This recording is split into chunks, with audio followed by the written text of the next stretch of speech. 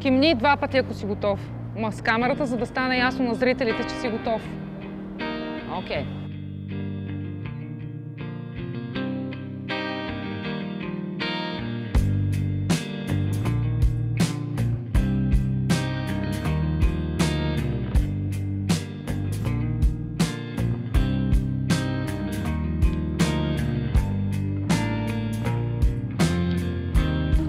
Шегувам се.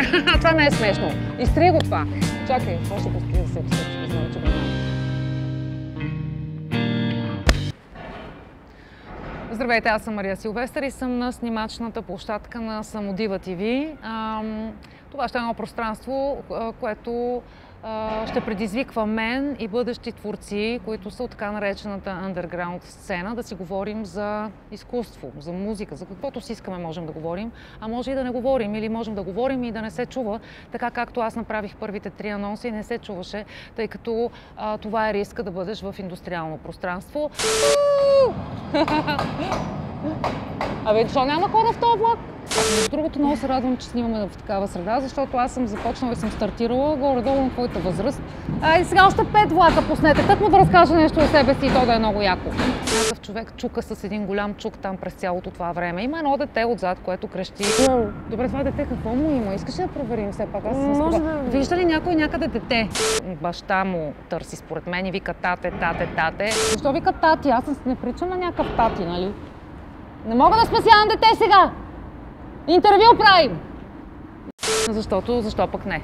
Така че сега ще ви запозная с Яничка, която е едно прекрасно същество, което е записало първия си сингъл и е снимало видеоклип току-що. Много е сладка, страхотна и невероятна. Ето сега ще мине, значи всички звуци ще се съберат в едно. Това се Яничка, така че сега звук от фанфари, който може тук да играе ролята на публика и да пляска сега, защото тя ще влезе. Пляскайте, всички пляскайте. По-силно де! По-силно, по-мощно! Здравей, Яничка, да повядай в моето студио. Студиото ти е безупречно. Нали? Много е прекрасно, заповядай. Ето тук ще седнем, може би ти си тук. Сега да питам оператора аз къде да седна. Така, харесва ли ти моят стол на водеща от студио? Невероятно. Невероятен стол. Да. Има голяма вероятност да мине някой влак, така, междувременно. Влаковете не ме притесняват. Добре, това е много хубаво. Но искам да се представиш все пак на публиката. Трябва да свикнеш с това нещо и да кажеш коя си ти. Аз съм Яна. Пиша песни от време на време. И така се случиха нещата, че записах една в студио. И кажи сега как записа ти твоята първа песен? Как стана това нещо? Какво се случи? Откакто съм на 14, съм... На колко си години? Ще ставам на 20 скоро. Да, добре. Но от 14 годишна започна да се занимаваш с музика или как? Винаги съм писала песни, нали, така... Мога да се сети за първите си текстове. Писал съм ги, като съм била примерно 3-ти клас. Ама първо текстове ли почна да пишеш и музика? Когато пиша текстове, обикновено си ги представям за песен. Така, имам някаква мелодия на ум и си представям и си пея. И така, с течение на времето подхванах да свиря на китара. Свиря отново много силно казано, по-скоро да дрънча. И така почнах да си пиша песничките и да си ги качвам в SoundCloud, понеже приятелите ми много ме пришпорваха. А как беше да влезеш в студио? Да си запишеш собствената творба? И да я чуеш след това? Тази песен премина през много етапи, нали, така, докато не придоби, не знам, по-цялостен вид. Това, което първоначално записахме в студиото, беше много по-различно и като че ли много на тъгъдък го бяхме направили, защото свиках 3 момчета от бандата, в която пея, и ги помолих да ми запишат барабани, бас и китара. И да, всичко като че ли се случваше в последния момент и беше много Понякога така става напрегнато. много добре. Аз цял живот така съм работила, винаги така ми се получава. А. Не е много добър вариант, нали? Не го давам като съвет. За съжаление, това е моя... Просто съм Това е непродуктивна, моя метод когато на съм сложена работа. в стената, до стената е така. Да. Винаги тогава ми се получава най-добре, защото вече няма на къде. Да. Знам. Добре, това дете какво му има? Искаш ли да проверим все пак? Аз съм Може скоба. да- Вижда ли някой някъде дете?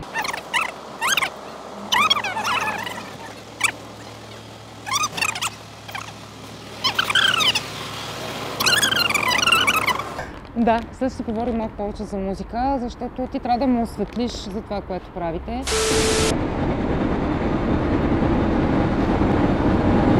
Всеки другите! Ето ги. Това ще е дълго. Нищо, сега може да си говорим, те не ни чуват и без това.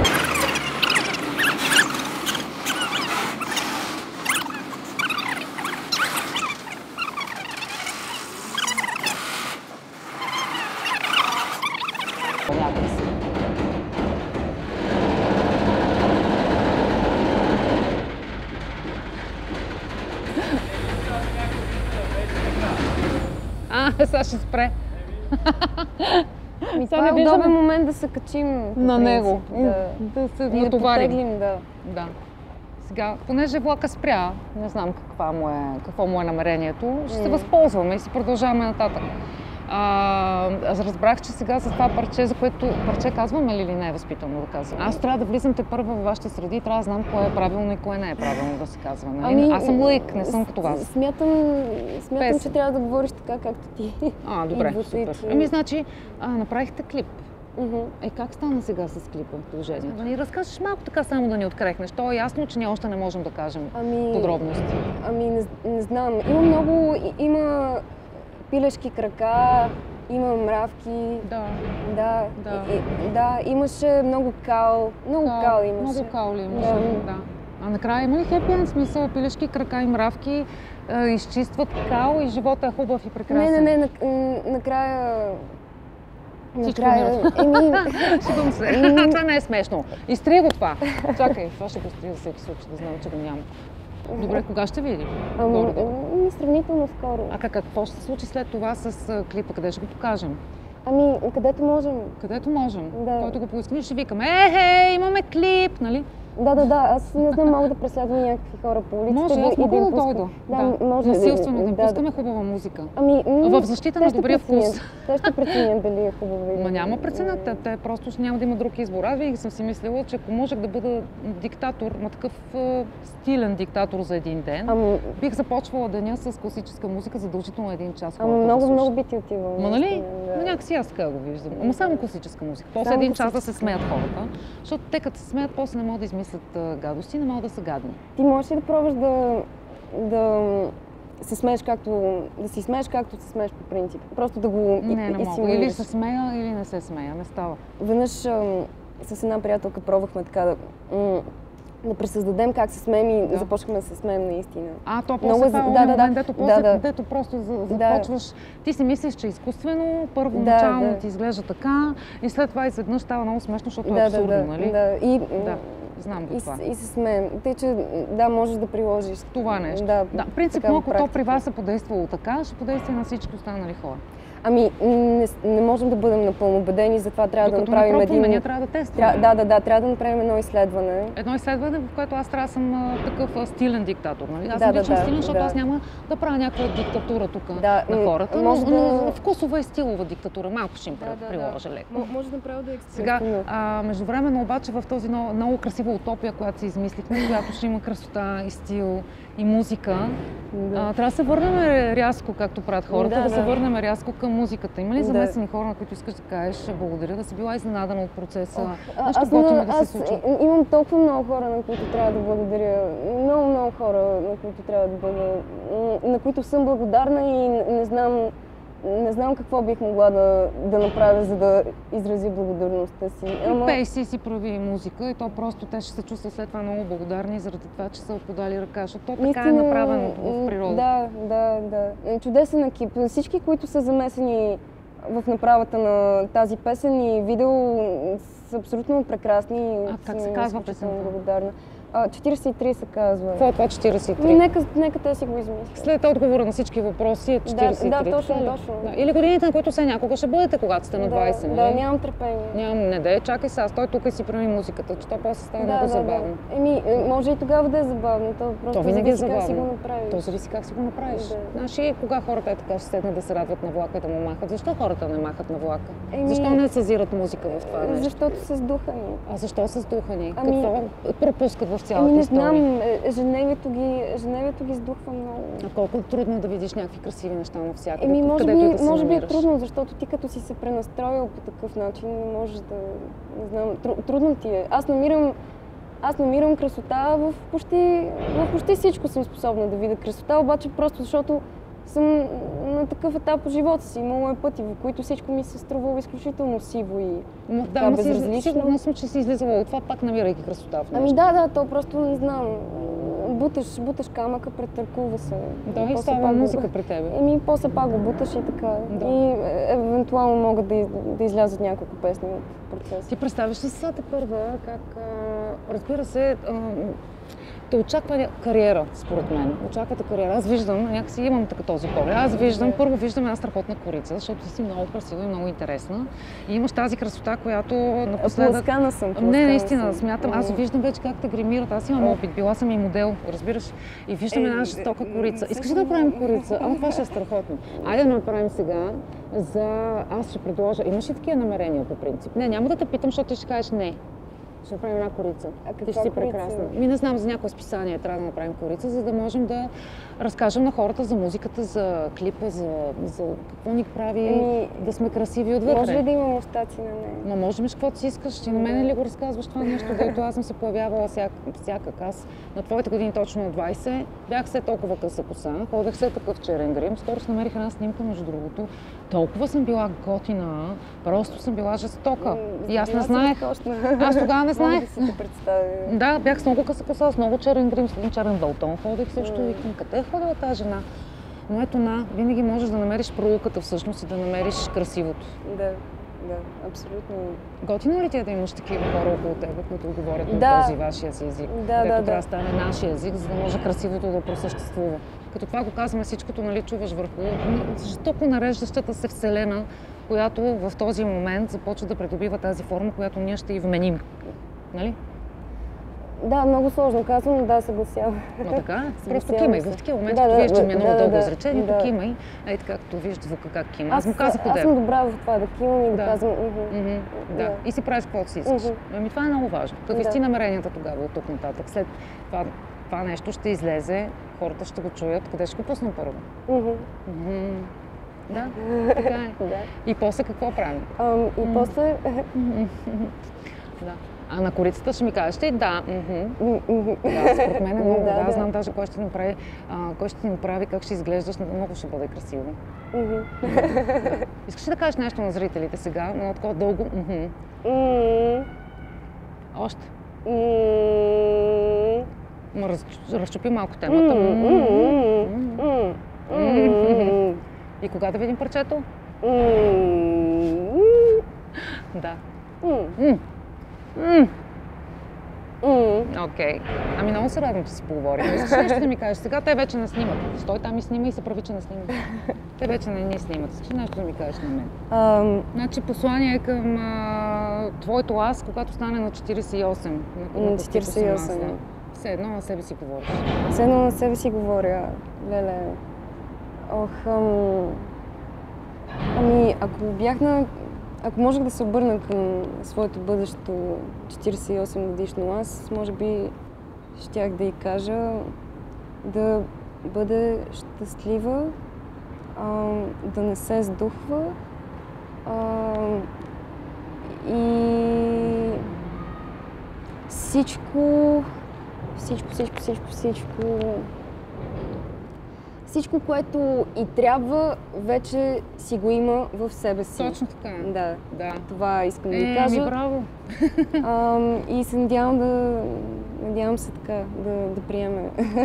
Съвета да приеме съвета ми, ако може да се нарече съвет изобщо. И аз ще ти кажа нещо, защото пък сега едно се обръщам към моето 20-годишно аз, защото аз тогава бях много неуверена, изобщо не знаех какво правя, правих странни неща. Аз Изобщо не разбирах какво се случва, защо ги правят тия всичките работи. Изобщо не приличах на нито един от хората около мен. Много различна бях. Ако можех да си кажа нещо, щях и на теб го казвам. Никога не изневерявай на стила си, каквото да ти казват хората наоколо. И всичко, което правиш, трябва да го правиш така през тялото, трябва да усещаш, че тук ти е хубаво, а тук ти е душата. И когато това се случва, това е най-красивото нещо на света. И аз ти го пожелавам, защото наистина ти казвам, виждам те първа как с тебе ще се случват много хубави неща, трябва да си устойчива на това, което ще стане и просто да не изневеряваш на себе си. И за всички сега искам да кажем заедно.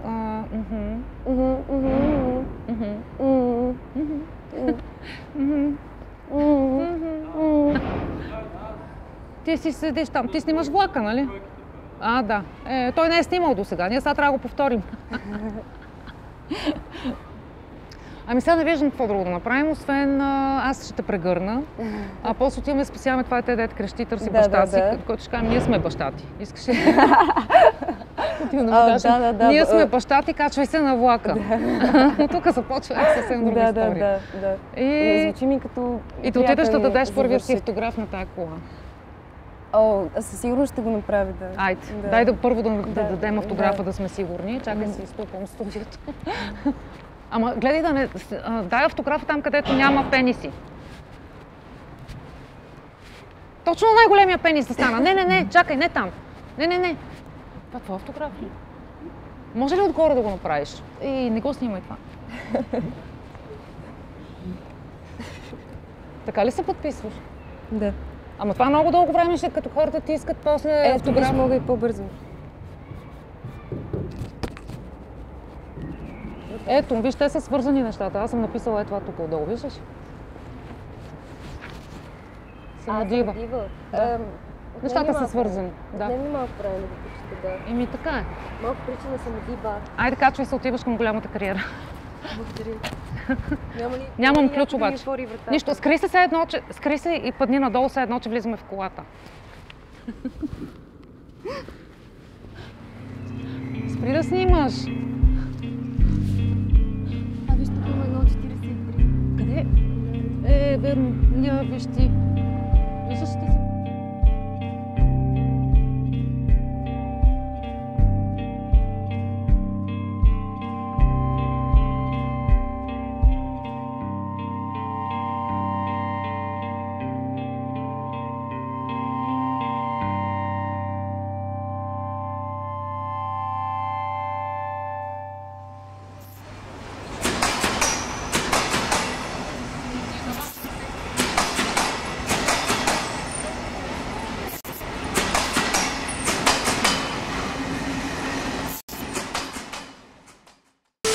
Тук си говорим. Да.